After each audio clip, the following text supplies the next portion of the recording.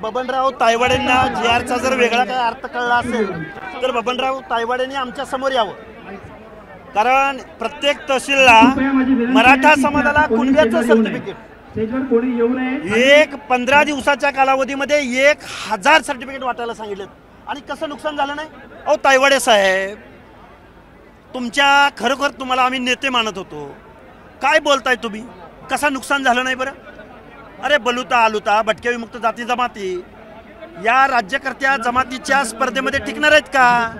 आणि मग जर या जी.आरद्वारे जर त्याला काही धक्का पोहोचत नसेल असं तायवाडे म्हणत असतील, मग जी.आर कशासाठी काढला? जी.आर काढण्याचं कारण काय होतं?